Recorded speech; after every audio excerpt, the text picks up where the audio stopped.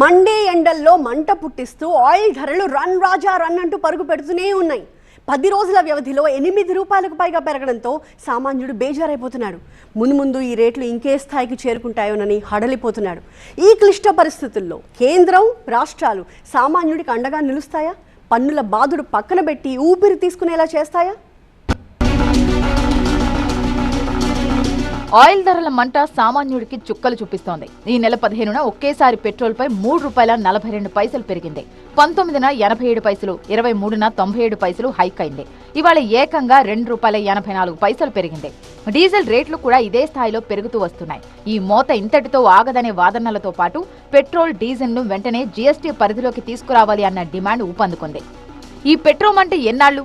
అసలేంటి పన్నుల బాధుడు? మనం కొనే ఇంధనం ధరలో సగానికి పైగా పన్నులే ఉంటున్నాయి. ఒకే దేశం ఒకే పన్ను నినాదంతో 2017లో మోదీ సర్కార్ జీఎస్టీ పన్ను విధానాన్ని తెచ్చినప్పటికీ పెట్రోల్, డీజిల్ను దీని నుంచి మినహాయించారు. ఫలితంగా రాష్ట్రాలు ఇష్టానుసారంగా వ్యాట్ విధిస్తూ ప్రజలపై భారం మోపుతున్నాయి. ఒక్కో రాష్ట్రంలో ఒక్కో రకమైన ధరలు అమలవుతూ వినియోగదారులను గందరగోళానికి గురిచేస్తున్నాయి. ₹8 చిల్లర పెరిగింది. సామాన్యుడి జీవితం ఈ వీటికే సరిపోతుంది. ఏది నిత్యావసర వస్తువులు కొనుక్కోవటానికి ఈ పెట్రోల్కి, వీటికి, గ్యాస్కి ఈ పెంచడమే కానీ సామాన్య మానవుడు బతికే పరిస్థితులు కావు ఈ రోజుల్లో. మనం లీటర్ పెట్రోల్ కొన్నప్పుడు ఇందులో కేవలం చమురు ధర మాత్రమే ఉండదు. చమురు కంపెనీల రేటుకి కేంద్రం వేసే ఎక్సైజ్ డ్యూటీ, రాష్ట్రాలు వేసే వ్యాట్, రోడ్ సెస్, డీలర్లకు ఇచ్చే కమిషన్, ఇలా అన్ని కలిపి మనం భారీ ధర చెల్లిస్తాం. కొన్ని రాష్ట్రాలు ప్రతి లీటర్పై ఫిక్స్డ్ ట్యాక్స్ తో పాటు అదనపు సెస్ కూడా వసూలు చేస్తాయి. ఒకవేళ కేంద్రం ఎక్సైజ్ డ్యూటీ, రాష్ట్రాల వ్యాట్లను రద్దు చేసి పెట్రోల్ను 18% జీఎస్టీ పరిధిలోకి తీసుకువస్తే రేట్లు భారీగా తగ్గుతాయి. ట్యాక్స్ లేని పెట్రోల్ ధర 66.29పై 18% జీఎస్టీ లెక్కిస్తే పన్ను కేవలం 11.93 మాత్రమే అవుతుంది.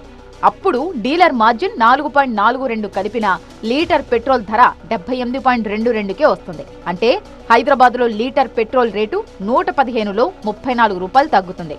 అదే ఏపీలో అయితే ₹36 వరకు తగ్గుతుంది. ఇది నిత్యావసరాల రేట్లు తగ్గి ద్రవ్యోల్బణ భారం తగ్గేందుకు తోడ్పడుతుంది.